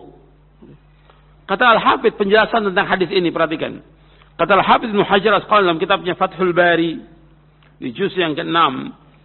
Kata beliau, maksud ucapan Rasulullah kalian pasti akan memerangi Yahudi. Menunjukkan bolehnya memberikan titah atau perintah kepada orang yang bukan pelakunya. Karena adanya kesamaan jalan dan prinsip hidup. Karena ada kesamaan jalan dan prinsip hidup. Seperti perintah dalam hadis ini diperuntukkan bagi para sahabat. Tetapi yang dimaksud adalah orang-orang yang datang jauh setelah mereka. Karena mereka memiliki landasan keimanan yang sama dengan para sahabat. Sehingga lafaz hadis ini di atas sangat sesuai bila ditujukan juga kepada mereka. Artinya mereka orang-orang yang mengikuti jejaknya para sahabat radhiyallahu majma'in. Ini dalam Fathul Bari. Jadi jelas bahwa orang yang datang untuk mewujudkan masa depan Islam adalah mereka yang ada di atas manhaj para sahabat radhiyallahu majma'in. Dan Nabi menyebutkan demikian dalam beberapa hadis. Di antaranya dalam hadis yang lain, dalam hadis Bukhari Muslim, Nabi bersabda, "La taqumus sa'atu hatta yuqatilal muslimuna al-yahuda, fayaqtuluhumul muslimuna hatta yaqtabi al-yahudi min wara'il hajar wasyajar, fayaqulu al-hajaru aw asy-syajaru ya muslim, ya Abdullah, hadha yahudiyun khalfi, fata'al faqtulhu ila al-gharqad fa innahu min syajar al-yahud." Kata Nabi SAW, kiamat tidak akan terjadi hingga umat Islam memerangi Yahudi. Umat Islam akan membunuhi mereka hingga orang-orang Yahudi bersembunyi di balik batu dan pohon. Maka batu dan pohon berkata, "Wahai Muslim, wahai hamba Allah, ini orang Yahudi di belakangku, kemari dan bunuhlah dia." Kecuali pohon Gorqot, karena ia pohon Yahudi. Hadis sahih dari Bukhari Muslim. Jadi kaum muslimin akan memerangi Yahudi. Siapa kaum muslimin? Kaum muslimin yang mengikuti jejak para sahabat. Bagian penjelasan Al-Hafidh Ibnu Hajar dalam kitabnya Fathul Bari. Kemudian selanjutnya, Ahlussunnah juga dikatakan ghuraba, orang-orang asing. Jadi ketika kita berpegang teguh kepada Quran Sunnah al-Fahmi Salaf, itu mesti asing di masyarakat. Dianggap asing oleh masyarakat. Nabi bersabda sallallahu alaihi wasallam, "Bada'al Islamu ghariba wa sayaudu kama bada'a ghariba, fatuba lil ghuraba." Islam awalnya asing dan kelak akan kembali menjadi asing sebagaimana awalnya. Maka beruntunglah bagi al-ghuraba, orang-orang asing. Hadis ini sahih diriwayatkan Imam Muslim dari sahabat Abu Hurairah. Jadi ghuraba, orang-orang asing ini, yang dimaksud siapa orang asing? Yaitu unasun salihun fi unasi su'in katsir may ya'sim aktsar mimma yuti'uhum. Yaitu orang-orang yang saleh yang berada di tengah banyaknya orang-orang yang jelek, orang yang mendurhaki mereka lebih banyak daripada yang mentaati mereka. Hadis sahih dari Imam Ahmad Ibnu Waddah dan disahihkan oleh Syekh Ahmad Muhammad Syakir dalam Tahqiq Musnad Imam Ahmad. Dan mereka ghuraba alladzina yuslihuna inda fasadin nas, orang-orang yang senantiasa memperbaiki umat di tengah-tengah rusaknya manusia. Jadi mereka adalah orang-orang yang betul-betul berjuang untuk memperbaiki ketika manusia sudah rusak. Pertama kali kerusakan yang paling besar yang menimpa umat Islam sepanjang zaman ini, kerusakan akidah. Kerusakan akidah. Banyak umat Islam yang berbuat kesyirikan. Banyak umat Islam yang menyekutukan Allah. Ini terjadi seperti ini. Dan juga kerusakan akidah mereka, manhaj mereka dalam mereka beragama, sehingga banyaknya firqah-firqah yang sesat sebagaimana sabda Nabi SAW, menjadi 72 golongan firqah yang sesat ini. Makanya ghuraba Ahlussunnah ini datang untuk memperbaiki. Yang diperbaiki pertama kali tentang akidah mereka, tentang manhaj mereka. Makanya kita tidak pernah berhenti untuk mendakwakan dakwah tauhid, siang dan malam. Saya menulis buku-buku tentang akidah, tentang tauhid, syarah kitab tauhid, agar manusia paham tentang agama ini. Karena sudah kerusakannya luar biasa. Orang tidak mengagungkan lagi Allah, tidak mengagungkan Rasul, tidak mengagungkan lagi Quran dan Sunnah. Makanya kita harus kembalikan lagi mereka kepada Quran dan Sunnah. Memperbaiki ini dimulai dari asalnya, pokoknya, yaitu perbaikan tentang akidah. Alladzina yuslihuna inda fasadin nas. Artinya orang memperbaiki di saat manusia ini sudah rusak akidahnya, rusak manhaj mereka, rusak pemahaman dan yang lainnya. Makanya dikatakan orang-orang ini adalah orang-orang yang ghuraba, asing. Karena apa? Orang sudah menyalahi dari jalan yang hak ini. Ibnu Qayyim menjelaskan dalam kitabnya Madarijus Salikin tentang ghuraba ini. Jadi ketika kita mendakwakan dakwah yang hak, memperbaiki umat di atas Quran dan Sunnah ala fahmi salaf, karena umat sudah rusak akidahnya, maka kita jelaskan tentang kesyirikan, dosa besar yang paling besar. Menyalahi mana para sahabat ini termasuk membawa manusia kepada kesesatan. Harus kita jelaskan kepada umat ini. Kalau enggak kita jelaskan, orang enggak tahu penyimpangan mereka. Apa kita biarkan orang berbuat syirik? Apa kita biarkan orang datang ke kubur-kubur wali untuk minta kepada selain Allah? Apa kita biarkan umat ini datang ke dukun-dukun? Atau punya i'tiqad, keyakinan mereka yang syirik? Apa kita biarkan orang-orang yang memasang sesaji atau menyerahkan sesaji kepada laut, dewa-dewa laut? Ini kesyirikan. Kalau mereka menyimpang tetap mengesyirikan, Allah turunkan azab kepada semuanya.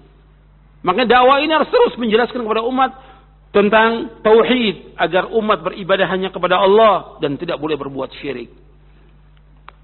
Tapi jelas dakwah ini ada musuhnya. Dari siapa? Dari orang-orang kafir. Yang pertama kali iblis musuhnya dakwah ini. Yang kedua orang-orang kafir, yang ketiga orang-orang munafik, yang keempat orang-orang zindik. Kemudian setelah itu wali-wali mereka yang menjadi corong mereka untuk memalingkan manusia dari agama Allah. Makanya kita hati-hati, tetap dakwah ini harus jalan.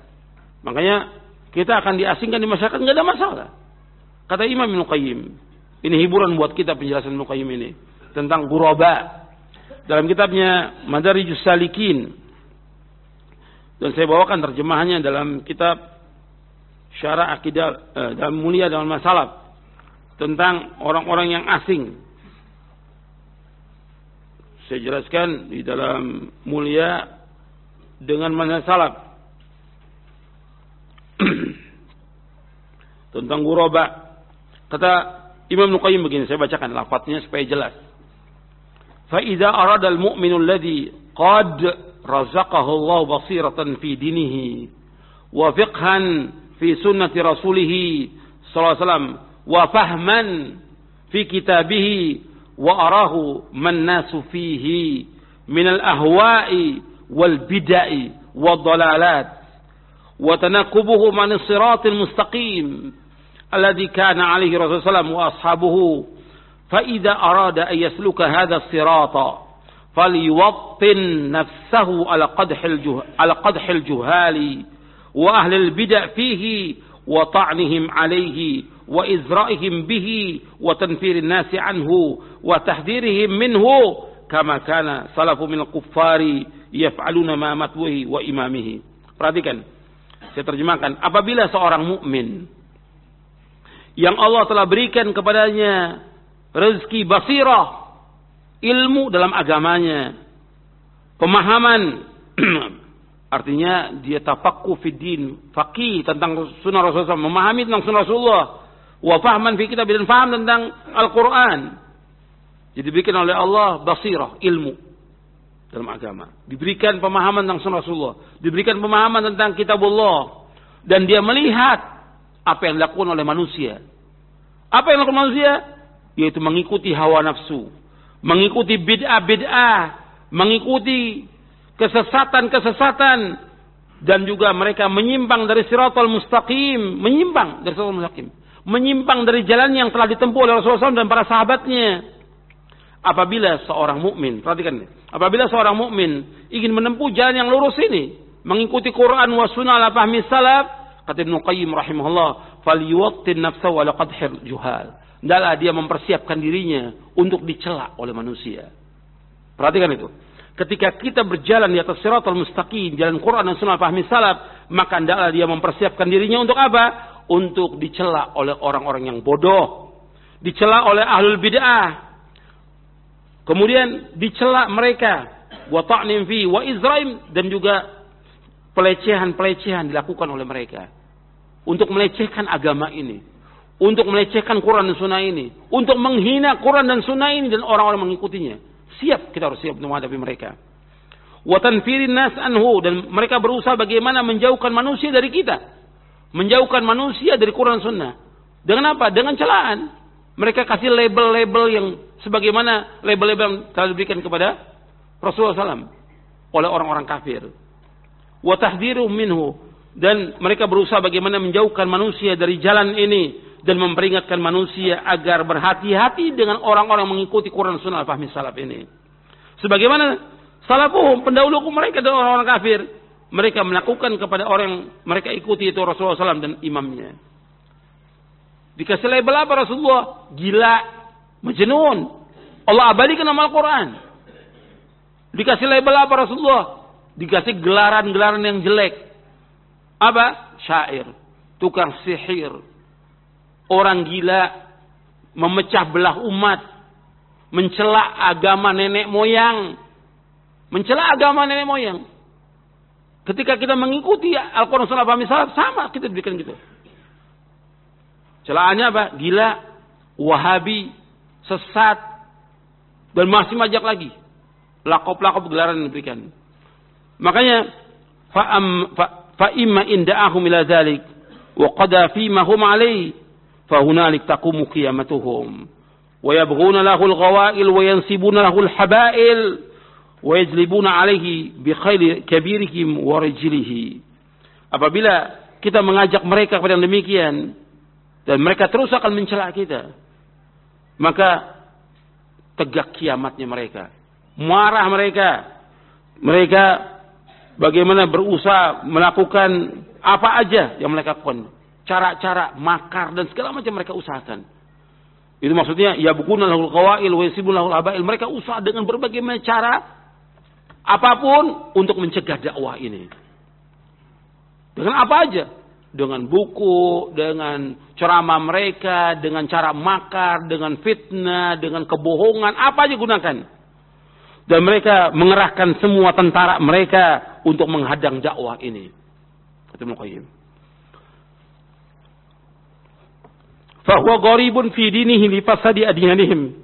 Gharibun fi tamassuki bis sunnah لتمسكهم بالبدع غريب في اعتقاده لفساد عقائدهم غريب في صلاته لسوء صلاتهم غريب في طريقه لضلال فساد طرقهم غريب في نسبته لمخالفة نسبهم غريب في معاشرته لهم لأنه يعاشرهم على ما لا تهوى أنفسهم وبالجملة فهو غريب في أمور دنياه وآخرته لا يجد من العامة مساعدا ولا معينا فهو عالم بين جهال صاحب سنة بين أهل البدع داع إلى سنة ورسوله بين دعاء إلى الأهواء والبدع آمر بالمعروف ناهٍ عن المنكر بين قوم المعروف لديه منكر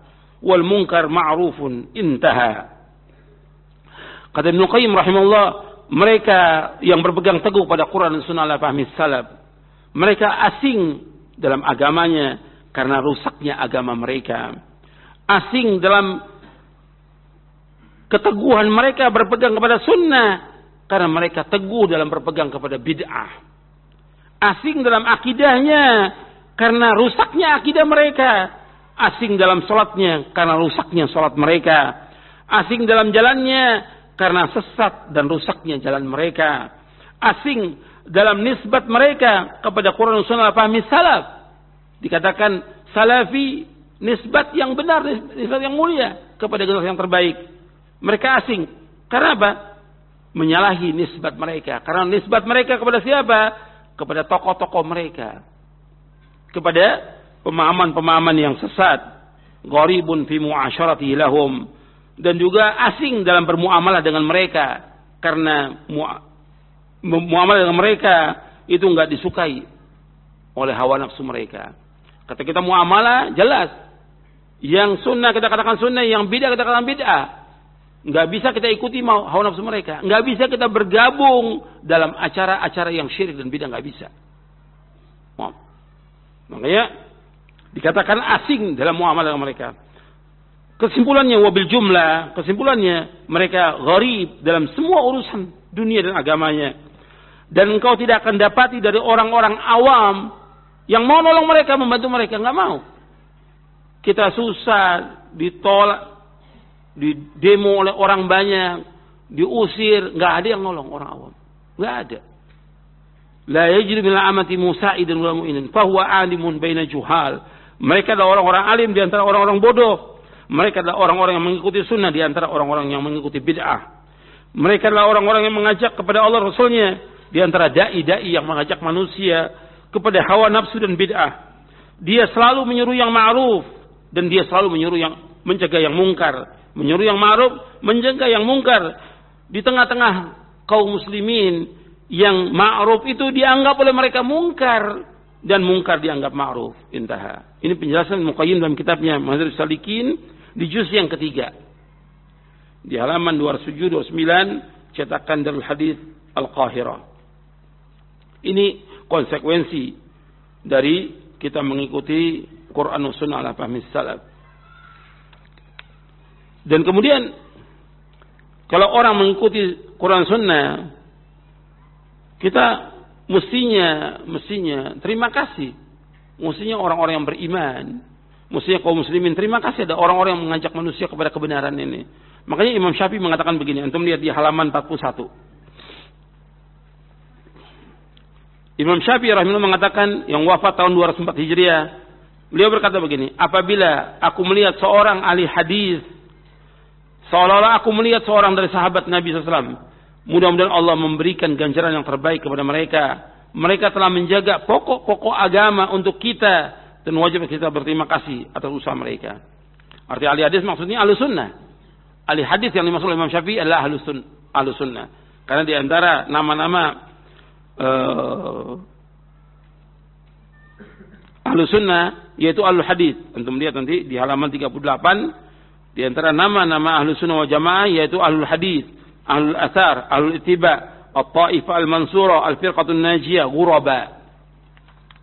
Jadi kalau kita lihat ahli hadis mesti kita terima kasih ahli sunnah. Karena apa? Karena ahli sunnah mengajak manusia kepada Quran dan sunnah. Kemudian kata Ibnu Hazm al-Zahiri yang wafat tahun 456 Hijriah. Beliau menjelaskan tentang ahli sunnah yang kami sebutkan adalah ahlul haqq. Sedangkan selain mereka adalah ahlul bid'ah. Karena sungguhnya ahlus sunnah adalah para sahabat radhiyallahu anhum ajma'in. Dan setiap orang yang mengikuti manhaj mereka dari para tabi'in yang terpilih, kemudian ashabul hadis dan yang mengikuti mereka dari ahli fikih dan setiap generasi sampai masa kita ini, serta orang-orang awam yang mengikuti mereka baik di timur maupun di barat. Di dalam kitabnya Al-Fisal fil Milal wal Ahwa wan Nihal.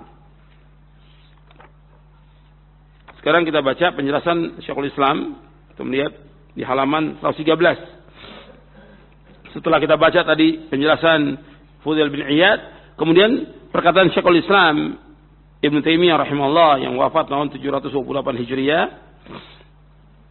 Beliau berkata begini, "Man adala an madzahibi sahabati wat tabi'in wa tafsirihim ila ma yukhalifu dzalika kana mukhti'an fi dzalik, bal mubtadi'an wa in kana mujtahidan maghfuran lahu khata'uhu. ونحن نعلم أن القرآن قرأه الصحابة والتابعون وتابعوهم وأنهم كانوا أعلم بتفسيره ومعانيه كما أنهم أعلم بالحق الذي بعث الله به رسوله صلى الله عليه وسلم." Kata Syekhul Islam Ibn Taimiyah rahimahullah, barang siapa yang berpaling dari mazhab sahabat dan tabi'in, artinya berpaling dari manhaj mereka, berpaling dari cara beragamanya mereka, dan berpaling dari penafsiran mereka kepada apa yang menyelisihinya, maka ia telah salah, bahkan disebut sebagai ahlul bid'ah. Jika ia sebagai mujtahid, maka kesalahannya akan diampuni.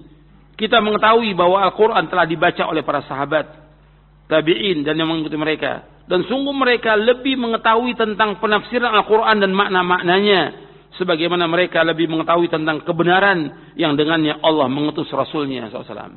Ini jelas nih penjelasan Syekhul Islam. Artinya para sahabat yang paling paham tentang Quran, paling paham tentang sunnah, mereka sudah memahaminya, mereka sudah mengamalkannya, dan mereka sudah mendakwakannya. Ini dalam Majmu' Fatawa Syekhul Islam di juz yang ke-13 halaman 361-362. Kemudian perhatian ulama tentang akidah salaf. Jadi para ulama betul-betul memperhatikan tentang akidah salaf dan sanadnya bersambung. Ini adalah silsilah az-zahab, rantai emas, nggak pernah terputus. Termaktub dalam kitab-kitab tafsir, kitab-kitab hadis dan semuanya. Makanya mengetahui akidah manhaj salaf ini, kita bisa melihat apa? Penyebutan lafaz tentang akidah manhaj salaf diriwayatkan oleh para imam al-hadis dengan sanad yang sahih. Yang kedua, yang meriwayatkan akidah manhaj salaf adalah seluruh ulama kaum muslimin dari berbagai macam disiplin ilmu. Usul, ahli usul, ahlul fiqh, ahlul hadith, ahli tafsir dan lainnya. Lengkap semuanya meriwayatkan masalah ini. Sehingga akidah dan masalah ini diriwayatkan oleh para ulama dari berbagai disiplin ilmu secara mutawatir. Maka dikatakan silsilatul zahab, rantai emas, enggak terputus. Dari mulai sahabat sampai sekarang enggak terputus. Penulisan dan pembukuan masalah akidah dan masalah seiring bersamaan dengan penulisan dan pembukuan sunnah Rasulullah SAW. Dan pentingnya akidah salaf di antara akidah yang lain, karena dengan akidah salaf seorang muslim akan mengagungkan Quran dan sunnah. Dengan akidah salaf, dia akan membaca Quran, sunnah dan mengagungkan Quran sunnah. Adapun akidah yang lain, masdarnya sumbernya hawa nafsu, maka mereka akan mempermainkan dalil. Sedang dalil dan tafsirnya mengikuti hawa nafsu.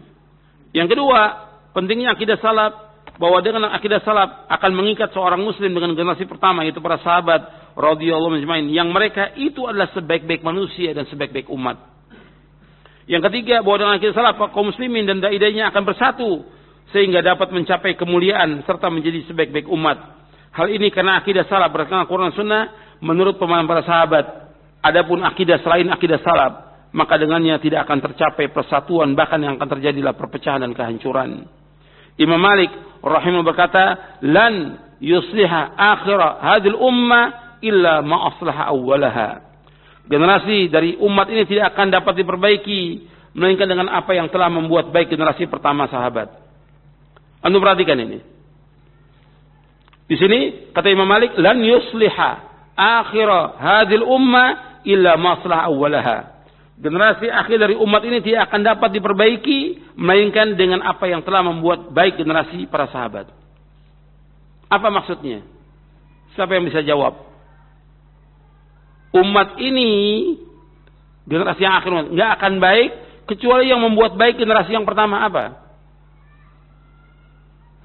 Siapa yang bisa jawab, angkat tangan? 6. Iya, yang lain. Generasi akhir umat ini nggak akan baik kecuali yang membuat baik generasi yang pertama. Saya bisa jawab. Angkat tangan. 6. Al-Quran dan hadis yang membuat generasi sahabat ini menjadi orang yang baik, Quran dan Sunnah. Nabi membina mereka dengan Quran dan Sunnah. Jadi nggak akan baik generasi akhir umat ini kecuali apa yang membuat baik generasi pertama. Artinya umat Islam ini nggak akan baik mereka kecuali kalau mereka diajak kembali kepada apa? Quran dan Sunnah menurut para sahabat. Jelas ya? Jadi tentu harus paham, nggak akan baik generasi umat ini kecuali kalau mereka mengikuti Quran dan Sunnah.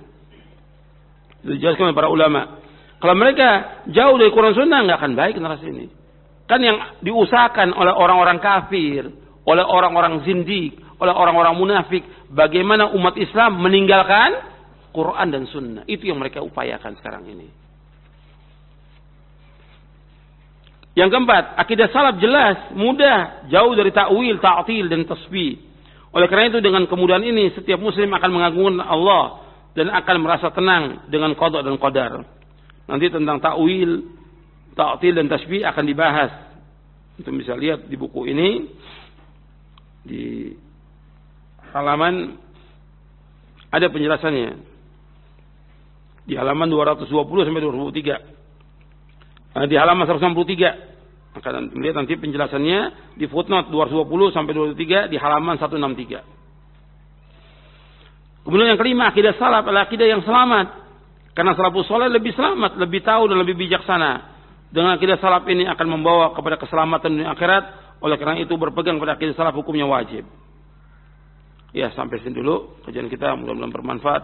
Wassalamualaikum Muhammadin sallallahu alaihi wa ala alihi wasallam. Wa akhiru da'wana alhamdulillahirabbil alamin.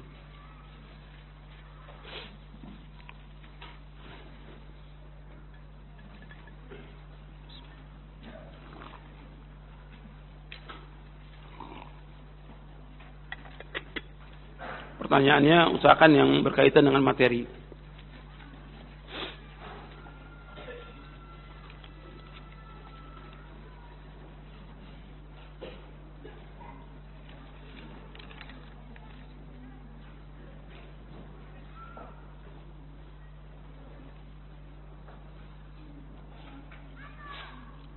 apa yang dimaksud tadi di hadis At-Taif al-Mansurah sampai datangnya perintah Allah. Maksudnya datangnya hari kiamat. Datangnya hari kiamat.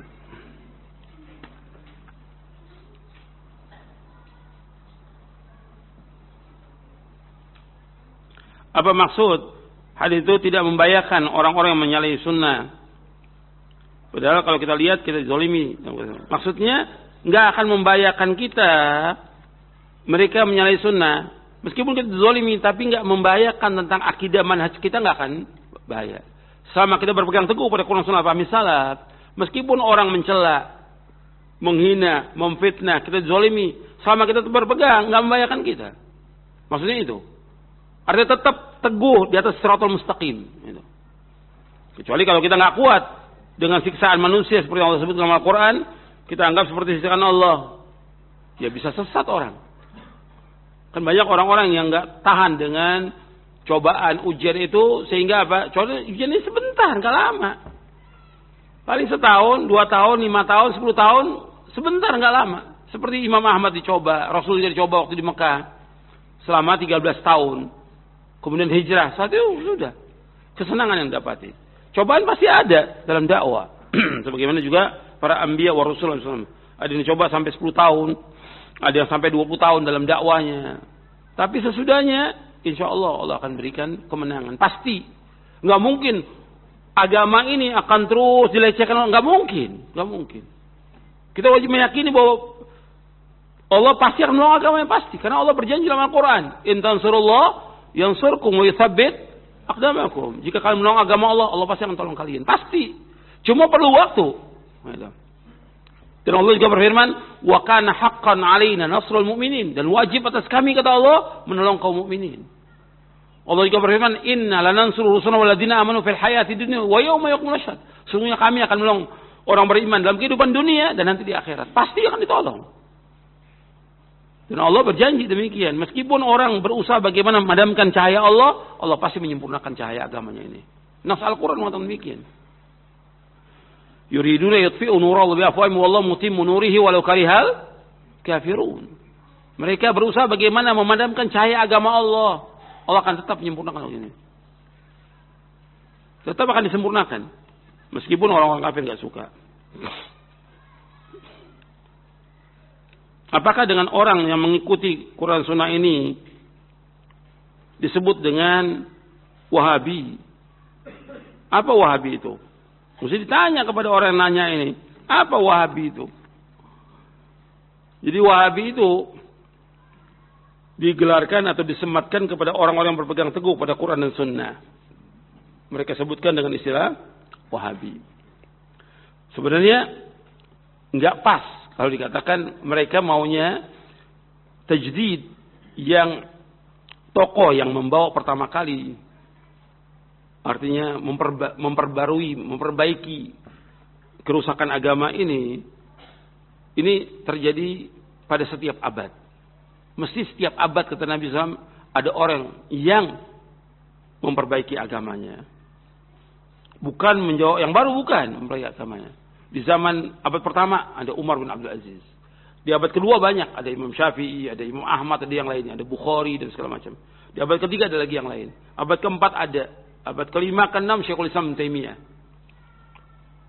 Abad kedua ada. Abad ke-12 yaitu Muhammad bin Abdul Wahhab. Itu tajdid. Pokoknya setiap 100 tahun itu ada orang-orang yang memperbaiki agama. Setiap 100 tahun. Itu sesuai dengan hadis Nabi SAW. Bahwa setiap 100 tahun itu ada orang-orang yang memperbaiki agama. Setiap 100 tahun. Ini mereka berusaha memperbaiki agama. Kan tadi sebutkan bahwa Ahlus Sunnah itu yuslihuna inda fasadin nas. Mereka memperbaiki apa yang dirusak oleh manusia. Jadi mesti ada tajdid. Tajdid ini artinya pembaruan. Orang-orang yang memperbaiki agama ini. Mesti ada, nggak mungkin nggak. Untuk melihat hadisnya di halaman 12. Halaman 12. Nabi bersabda SAW, Innallaha yab'atsu li hadhil ummati ala ra'si kulli mi'ati sanatin man yujaddidu laha dinaha. Sesungguhnya Allah akan mengutus untuk umat ini pada awal setiap 100 tahun orang yang menstajdid agama mereka. Hadis sahih dari Abu Daud, Al-Hakim dan yang lainnya dari sahabat Abu Hurairah radhiyallahu an. Hadis sahih. Tajdid, jaddada yujaddidu tajdid. Tajdid maksudnya dalam bahasa arti membabarui, maksudnya adalah menjelaskan sunnah dari bid'ah, memperbanyak ilmu dan memuliakan pemiliknya, membela sunnah dan pengikutnya, dan menghancurkan bid'ah dan pelakunya, baik dengan lisan, tulisan, pendidikan dan sejenisnya. Dan ini terjadi ketika sudah berkurang orang yang mengamalkan Quran Sunnah serta banyaknya kesyirikan, kebodohan dan bid'ah. Ini dalam syarah Sunan Abi Daud, yaitu Aunul Ma'bud, syarah Sunan Abi Daud. Dan juga dijelaskan oleh Syekhul Islam dalam Majmu' Fatawa Syekhul Islam di juz yang ke-18. Itu maknanya. Di antara mujaddid abad ke-12 yaitu Muhammad bin Abdul Wahhab. Namanya Muhammad bin Abdul Wahhab. Beliau mentajdid agama ini karena di Jazirah Arab sudah banyak kesyirikan. Sudah banyak bid'ah. Syirik dan bid'ah itu banyak sekali sudah. Kuburan yang dibangun luar biasa. Kubah-kubah di atas kuburan luar biasa. Orang datang ke dukun, tukang sihir tambah banyak, bid'ah tambah banyak. Maka beliau datang untuk memperbaiki agama ini. Maka dibersihkan semuanya itu, kesyirikan-kesyirikan. Beliau bersama Muhammad bin Saud yang mendirikan negara Saudi. Kan Saudi Arabia itu karena Saud yang pertama kali. Awalnya di daerah Dir'iyah, kecil, di kampung yang kecil, desa yang kecil. Berkembang terus sampai jadi negara Saudi. Dan ini manfaat. Yang tadinya orang banyak berbuat syirik, orang menyembah kubur, beliau dakwahkan. Yang tadinya banyak perbuatan bid'ah, beliau jelaskan supaya tidak berbuat bid'ah. Ini namanya tajdid, pembaruan. Dan yang mengatakan beliau mujaddid itu para ulama, bukan orang awam pendongeng. Kalau yang mencela bang banyak yang mencela. Kita bicara orang yang menjelaskan bahwa ini seorang soleh, orang baik. Taunya dia orang soleh, taunya orang baik Muhammad bin Wahab ini. Dari mana? Dari bukunya mereka. Kan kita tahu, sekarang kita tahu Imam Syafi'i. Dari mana kita tahu Imam Syafi'i? Dari bukunya Al-Om, Ar-Risalah. Nggak ada yang terluput itu. Kita mengetahui orang itu ulama baik atau tidak dari karyanya, bukunya, kitabnya. Kita tahu Bukhari dari bukunya, Imam Bukhari. Begitu terus. Makanya ketika orang ingin mengetahui orang itu dia baik atau tidak, bagaimana? Apa yang ditinggalkan? Bagaimana penjelasan ulama? Nah, para ulama bukan ratusan lagi, ribuan ulama dari zamannya beliau sudah dipuji oleh yang sezaman dengan dia, di antaranya Imam Al-Amir As-San'ani dari Yaman. Kemudian Asy-Syaukani memuji Muhammad Wahab. Kemudian setelah itu Rashid Ridha memuji dalam majalah Al-Manar. Semua ulama ini sampai ahli hadis pada zaman ini Syekh Al-Albani rahimahullah dalam tulisan-tulisannya memuji Syekh Muhammad Wahab. Begitu juga Syekh Muhammad Al-Ansari dan banyak lagi ribuan ulama seluruh dunia memuji. Artinya ini dari kitab-kitab yang kita ketahui bahwa dia adalah orang saleh, orang baik. Tapi karena mengembalikan orang kepada Quran, Sunnah, menghilangkan kepercayaan kepada kesyirikan, kubur-kubur yang disembah oleh manusia, kemudian juga bid'ah-bid'ah yang dilakukan oleh manusia supaya mengikuti Sunnah, nggak senang. Yang pertama kali nggak senang, iblis nggak senang. Yang kedua orang-orang kafir nggak senang. Yang ketiga kuburiyun, para penyembah kubur nggak senang. Yang keempat ahlul ahwa, ahlul bid'ah nggak senang. Nah sekarang bagaimana supaya menjauhkan orang, bagaimana kata Ibnu Qayyim, menjauhkan orang dari pemahaman yang benar ini? Apa yang pas disematkan? Wahabi. Wahabi sematkan nggak pas. Karena namanya Muhammad bin Abdul Wahhab, mestinya Muhammadi. Kalau nisbahnya mesti Muhammadi, bukan Wahabi. Tapi karena ada kelompok yang sesat pada abad kedua Hijriah.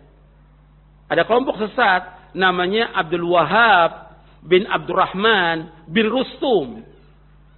Abad kedua Hijriah. Ini kelompok Khawarij yang mengkafirkan penguasa, mengkafirkan kaum muslimin.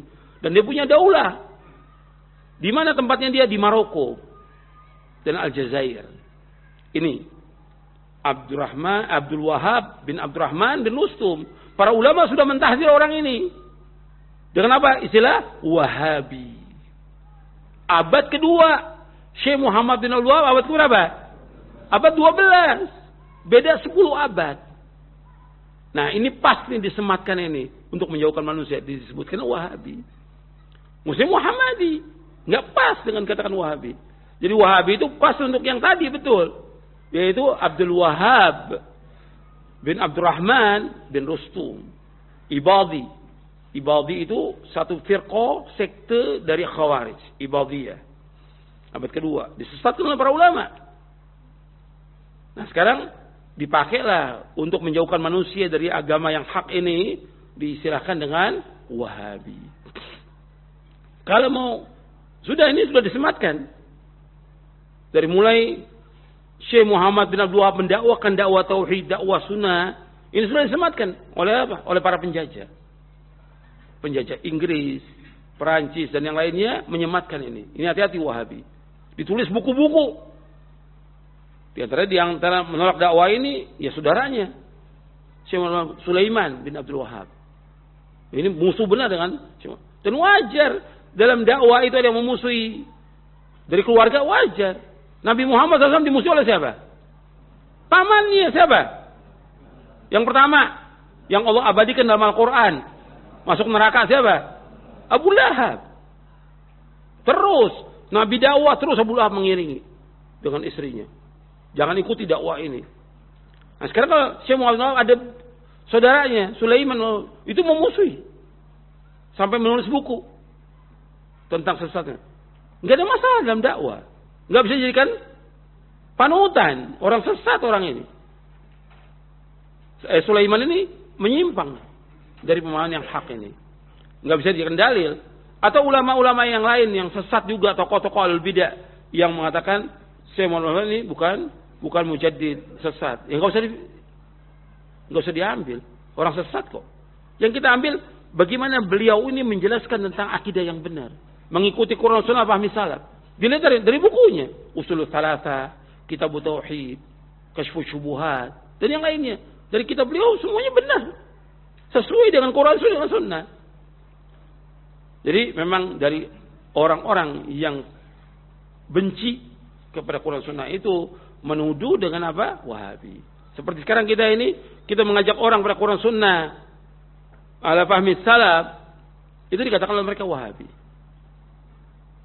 Dikatakan sesat. Ini kan tuduhan, nggak ada bukti, nggak ada hujjah.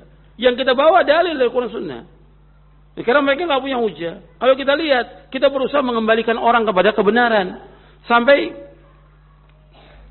Soekarno aja di dalam bukunya di bawah bendera revolusi mengatakan bahwa yang dikatakan Wahabisme itu adalah punya jasa yang besar dalam mengembalikan manusia kepada keaslian dan kemurnian Quran dan Sunnah, menjauhkan semua kesyirikan, menjauhkan semua bidah dan menjauhkan semua takhayul. Itu dalam kitabnya, dalam bukunya beliau, yaitu di bawah bendera Rasul.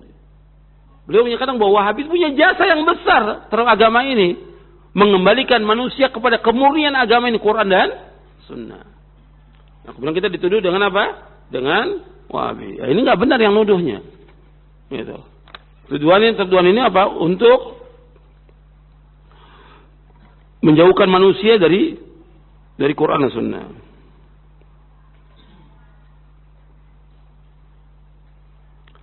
Pada kajian 2 pekan yang lalu dibahas tentang kewajiban melakukan amar ma'ruf nahi mungkar.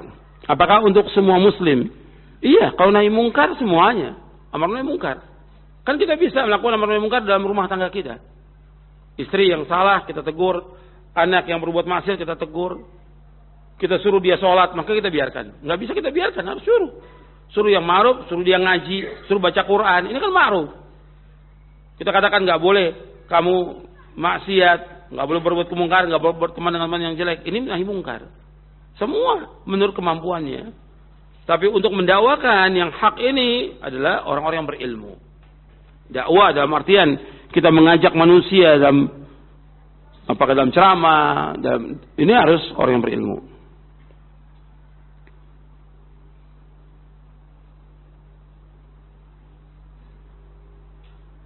Bagaimana kita mendakwakan orang tua?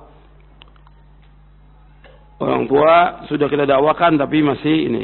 Ya kita tetap dakwah dan doakan dia dengan doa yang baik. Mudah-mudahan dia dapat hidayah dari Allah Taala. Artinya terus dakwah itu nggak boleh pernah berhenti mengajak mereka kepada kebenaran. Ini pertanyaan terakhir ini. Beberapa waktu yang lalu ada pembakaran bendera tulisan kalimat tauhid. Bagaimana sikap kita? Ya, ini perbuatan mungkar. Bagaimana ada tulisan kalimat la ilaha illallah Muhammad Rasulullah itu dibakar? Mungkin sikap seorang muslim dia mengingkari perbuatan itu. Ini kesalahan. Dan ini sudah terjadi. Kesalahan. Sekarang yang bertanggung jawab di sini yang pertama para ulama mengingatkan perbuatan itu mungkar. Sebab nanti kalau dibiarkan dianggap benar, awalnya bendera Allah. Nanti apa? Ini mushaf nanti dibakar. Karena orang dalam berbuat kesalahan, maksiat sedikit demi sedikit kan. Kan setan menggoda manusia khutuwati syaitan. Awal itu nanti mungkin ada tulisan Quran dibakar nanti ya terus, bukan mustahil.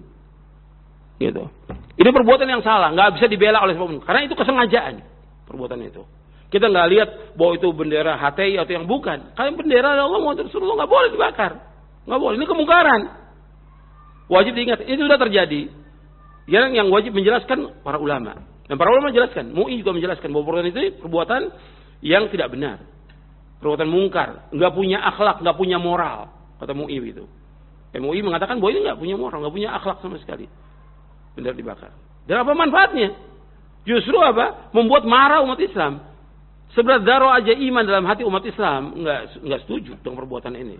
Ini mungkar, harus dicegah.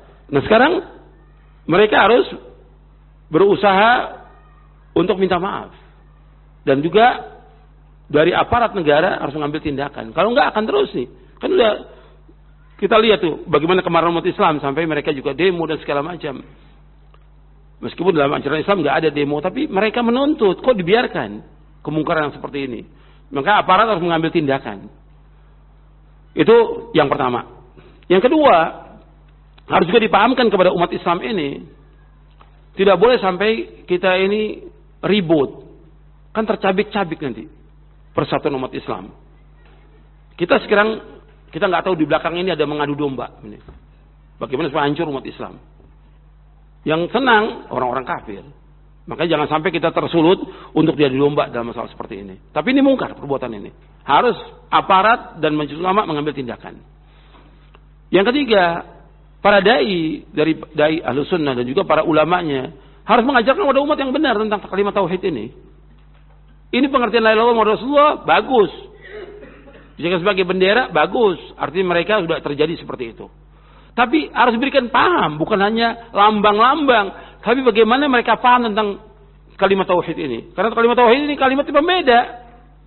Orang ketika mengucapkan kalimat asyhadu alla ilaha illallah wa asyhadu anna Muhammadan masuk Islam dia. Membeda antara muslim dengan kafir.